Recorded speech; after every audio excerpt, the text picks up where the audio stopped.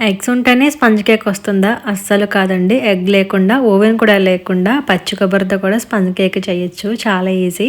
So, దానికోసం ఏంటంటే ఒక బౌల్లోకి ముందుగా అరకప్పు చిక్కటి పెరుగు వేసుకుని, అలాగే అరకప్పు ఆయిల్ కూడా వేసుకోవాలి. ఇక్కడ నేను సన్‌ఫ్లవర్ ఆయిల్ యూస్ చేస్తున్నాను.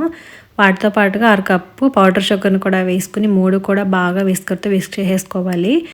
ఇలా మిక్స్ చేసుకున్న తర్వాత జల్లెడలోకి ఒక 1 కప్ మైదా పిండి యాడ్ చేసుకుని, అలాగే 1 teaspoon baking powder, half teaspoon baking soda వేసుకుని, పావు టీ స్పూన్ సాల్ట్ కూడా వేసి అన్నీ కలిపి జల్లించేసుకోవాలి. ఇలా జల్లించుకున్న తర్వాత దీన్ని కట్ అండ్ ఫోల్డ్ మెథడ్లో ఒకసారి అంతా కూడా మిక్స్ చేసేసుకోవాలి.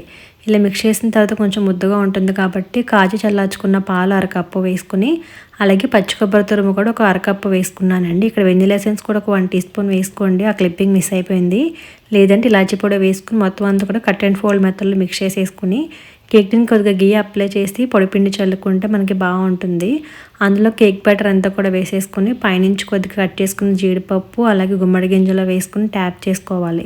తర్వాత 5 నిమిషాల పాటు ప్రీహీట్ చేసుకుని కుక్కర్లోకి స్టాండ్ పెట్టుకుని కేక్ టిన్ కూడా పెట్టేసేసి మూత పెట్టేసి లో ఫ్లేమ్లో 40 to 50 మినిట్స్ పాటు బేక్ చేసుకోవాలండి.